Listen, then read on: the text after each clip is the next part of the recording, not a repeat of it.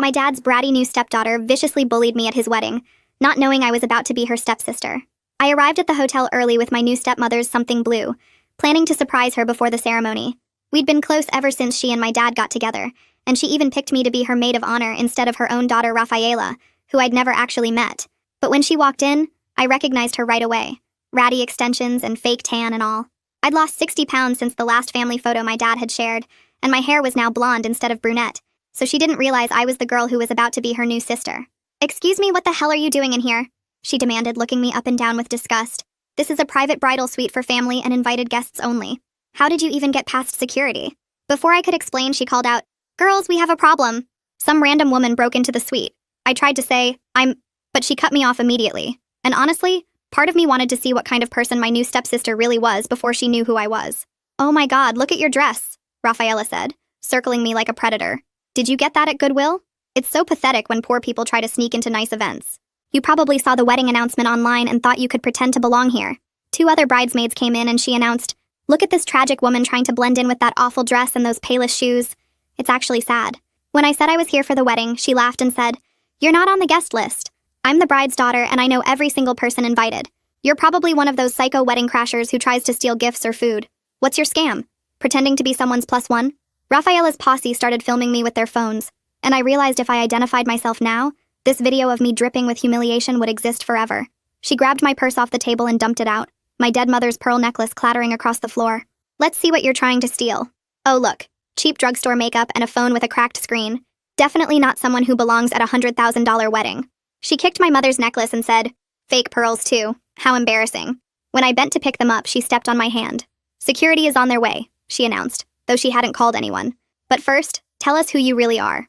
My new stepsister Georgia is supposed to be here and you're taking up space meant for actually important people? Are you obsessed with the groom? Did you see my mom with her rich fiancé and decide to ruin their day?" She pushed me backward, and I stumbled into the champagne table. I could have said, "I'm Georgia," but the words stuck in my throat watching her invoke my name while being so cruel. One friend suggested maybe I was confused, but Rafaela got angrier. "Don't defend her. She's probably mentally ill. Look at her. She's not even denying it. She's just standing there like a creep." She got in my face and said, "Georgia is the maid of honor, and when she gets here, we're going to laugh about the crazy woman who tried to infiltrate the wedding." She picked up a champagne bottle and started shaking it. "You know what? You need to learn what happens to wedding crashers." She popped it and sprayed it all over me, soaking my dress and hair completely. "Oops! Now you really look like trash. Street trash covered in alcohol. Perfect." The other girls laughed and took pictures while I stood there dripping, thinking how my dad would feel if I caused a scene right before his ceremony. When I didn't leave, she got on her phone and actually called hotel security. "We have an intruder in the penthouse bridal suite. She's unstable and refusing to leave. She's probably dangerous, might be on drugs. Please hurry." She smiled at me and said, "They're going to arrest you. This is a felony, trespassing and attempted theft. Your life is about to be ruined." She grabbed scissors from the makeup table and came toward me. "Actually, let's make sure you can never crash another wedding." She grabbed my hair and actually cut off a chunk of it. "There. Now you look as crazy on the outside as you are on the inside. When Georgia gets here, the actual maid of honor, I'll tell her how I protected the wedding from a psycho stalker who was probably going to hurt someone." At this point, I was in too much shock to speak. That's when the door to the adjoining room opened, and my stepmother walked out in her robe, hair and makeup perfect. "Georgia! There you are. I was wondering when my maid of honor would arrive. Sweetheart, what happened to your hair?" Rafaela's hands still held the scissors and my cut hair as she stared between us, her face draining of all color as she realized she'd just assaulted her new stepsister. My stepmother's eyes went from the scissors to the chunk of blonde hair on the floor, to my butchered head, and her whole body went rigid. She rushed across the room and grabbed my face in her hands, turning my head to check my scalp for cuts while Rafaela stood there frozen with my hair still tangled in her fingers. The champagne that had been dripping off my dress was pooling on the white carpet and making these little splashing sounds every time I moved. My stepmother's fingers shook as she touched the jagged edges where Rafaela had hacked through my hair, and she whispered something I couldn't hear at first. Then she said it louder. "What did you do to Georgia?" And her voice cracked on my name. Rafaela's mouth opened and closed, but no words came out, and the scissors in her hand started shaking so bad I thought she might drop them. Sharon took a step backward toward the door, and Chiara did the same thing, both of them still holding their phones but not recording anymore. My dad must have heard the noise because he appeared in the doorway wearing his tux with the bow tie still undone, and this huge smile on his face that disappeared the second he saw me. He took in everything at once. Me soaked in champagne with chunks of hair missing, Rafaela holding the scissors, his bride with tears starting to form in her eyes. "Georgia, sweetheart, are you hurt?" he asked and started toward me, but my stepmother was already examining my scalp again. Before I could say anything, she spun around to face Rafaela and her voice got hard in a way I'd never heard before. "Explain yourself right now," she said, and Rafaela finally found her voice and started talking so fast the words ran together. She kept saying she didn't know it was me, that she thought I was breaking in, that I looked different and wouldn't say who I was. Sharon quietly moved her hand to her purse and slipped her phone inside while Ciara kept looking between everyone like she wanted to disappear. Blake showed up then, the wedding planner in his perfect gray suit, and I saw his professional smile freeze when he took in the scene. He pulled out his phone immediately and started texting someone while walking further into the room to assess the damage. "We need to push the ceremony back," he said quietly, and then louder when no one responded. My stepmother reached out slowly and took the scissors from Rafaela's hand, setting them on the makeup table before telling Blake to call hotel security right away. She guided me to the couch and sat me down, her fingers going back to my hair to examine how bad the damage was. Every time she touched the cut edges, her hands trembled worse and I could see her trying not to cry. Rafaela suddenly came alive again and started pacing back and forth, talking about how this was all just a big misunderstanding.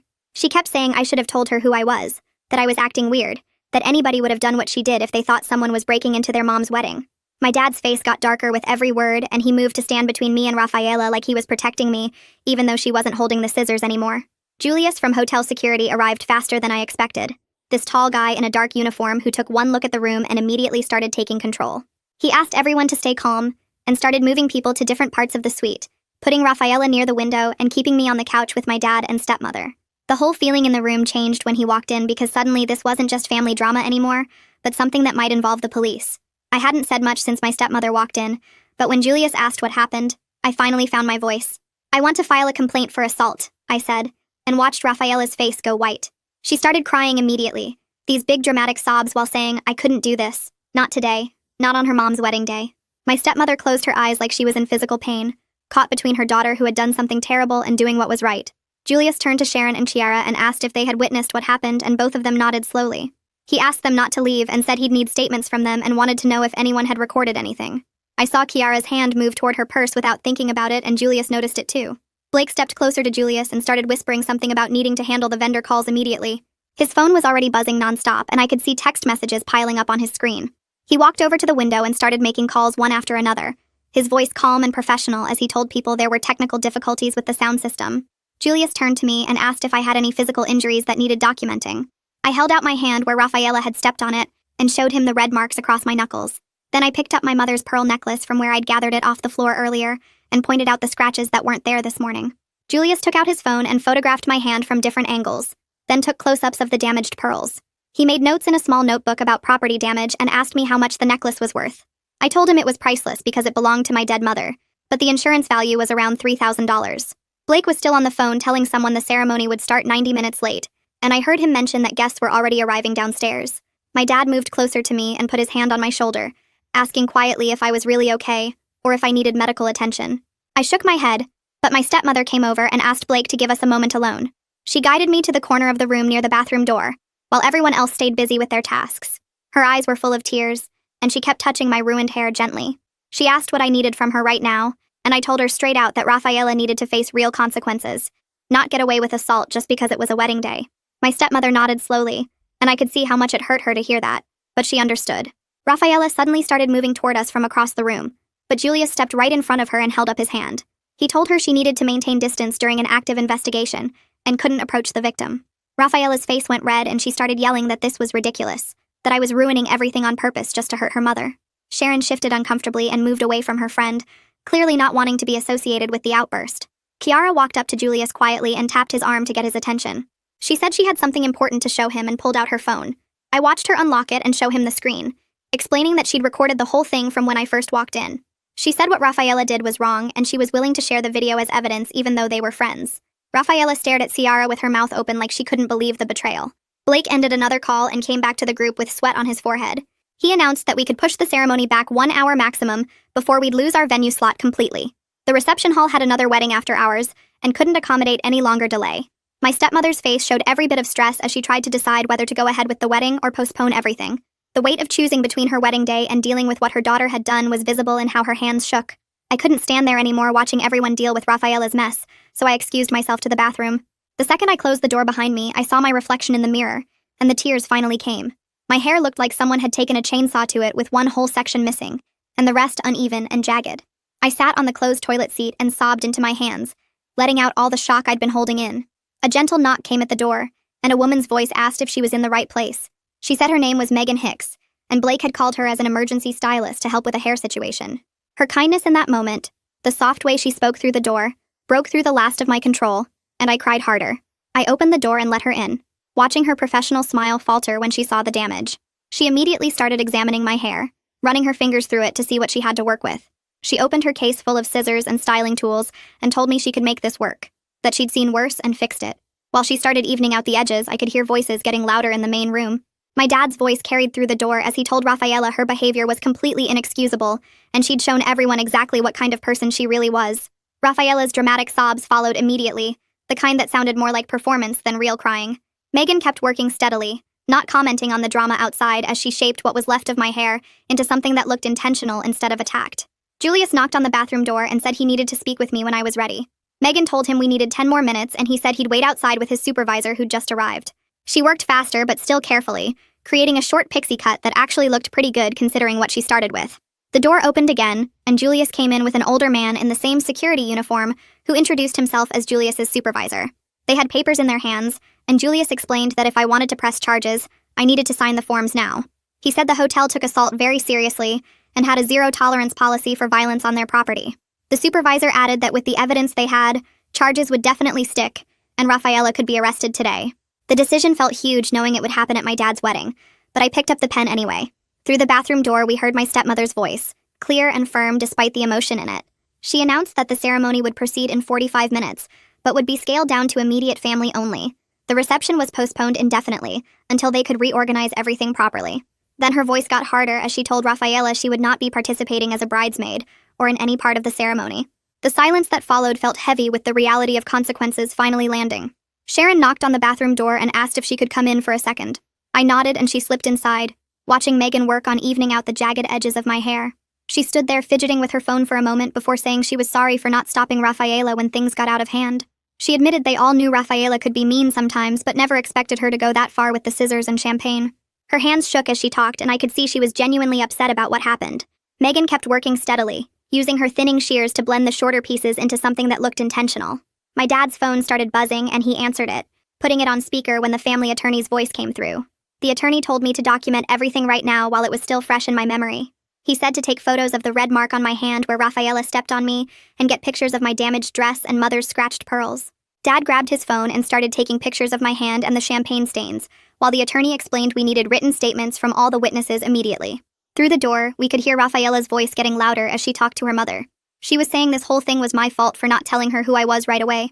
She claimed I deliberately let her embarrass herself because I wanted to make her look bad at the wedding. Her voice got more shrill as she insisted I was manipulative and had planned this whole thing to ruin her relationship with her mother. My stepmother's voice cut through sharp and cold, telling Rafaela to stop making excuses for assault. Blake appeared at the bathroom door looking stressed and holding his tablet. He said several guests downstairs had noticed the security presence and were asking questions about the delay. He was trying to contain the situation, but needed to know what to tell people who were getting worried something serious had happened. The hotel manager had just arrived personally to check on us, and wanted to make sure we had everything we needed. Blake said the manager was concerned about the hotel's reputation if word got out about an assault in the penthouse suite. Julius came back with more information about the charges. He explained that using scissors as a weapon made this assault with a deadly weapon, which was way more serious than simple battery. The charge could mean actual jail time, not just probation or community service. Rafaela must have heard him because her crying suddenly stopped and everything went quiet in the main room. Kiara walked over to Julius holding her phone and started transferring the video she'd recorded to his tablet. We all gathered around to watch it, even though I really didn't want to see myself getting humiliated again. The video showed everything clearly, from Rafaela dumping my purse to spraying me with champagne to cutting my hair with the scissors. My stepmother watched for about 30 seconds before she had to leave the room, her hand over her mouth. Seeing her daughter attack me on screen was different from just hearing about it. The attorney's voice came through the phone speaker again after we'd watched the video. He said with this kind of evidence plus multiple witnesses, criminal charges would definitely stick if we pursued them. He also mentioned we could file a civil suit for emotional distress and property damage on top of the criminal case. Rafaela started breathing really fast, and someone said she needed to sit down before she passed out. My dad turned to me and said that no matter what I decided about pressing charges, Rafaela wasn't welcome in our home anymore. He said real family doesn't treat each other this way, and she'd shown she couldn't be trusted around me. His voice was firm and angry in a way I'd never heard before. My stepmother came back into the room with tears running down her face, but she didn't argue with his decision. Blake cleared his throat and said he'd managed to reorganize the ceremony with just immediate family and closest friends. The big reception with 200 guests would have to be canceled completely. He showed us the numbers on his tablet, and the lost deposits alone were over $30,000. The catering, the band, the flowers for 200 people, all of it was non-refundable at this point. My stepmother just nodded and said she understood, though her face went pale at the financial loss. Megan stepped back and handed me a mirror to see what she'd done with my hair. She'd transformed the hack job into a short pixie cut that actually looked pretty cute even though it wasn't anything like what I'd planned for the wedding. The sides were super short, but she'd left some length on top that she styled with product to give it texture. She'd worked actual magic with what was left after Rafaela's attack. I thanked her and started crying because this small act of kindness after everything else just hit me hard. She squeezed my shoulder and started packing up her tools, saying she was glad she could help make something good out of a bad situation. Julius pulled out his tablet and started explaining my options while everyone watched. I could press charges right now and have Rafaela arrested before the ceremony. I could file a report for documentation without immediate arrest. I could handle this as a family matter and let the hotel keep their evidence on file. He made it clear the hotel had enough proof regardless of what I chose. The security cameras caught everything from multiple angles, plus we had Chiara's video. Rafaela sat on the couch with her head in her hands while Julius talked. Sharon moved closer to Chiara, and I heard her whispering, "They should leave now." She said this wasn't their problem, and they didn't need to get involved. Chiara shook her head and said they were witnesses who needed to do the right thing. Sharon grabbed her purse and said she wasn't getting dragged into court over this. Chiara told her to think about what Rafaela did to me with those scissors. Their friendship was breaking apart right in front of us. My stepmother came back into the room looking more composed, but her eyes were red. She walked straight to me and took my hands in hers. She said she supported whatever decision I made about pressing charges. She admitted Rafaela had never faced real consequences for her behavior before. Her voice cracked when she said maybe this was what her daughter needed. She looked older somehow, like the weight of her failures as a mother had aged her. I told Julius I wanted to file a police report, but asked if Rafaela could stay at the hotel. I didn't want her arrested and taken away before the ceremony.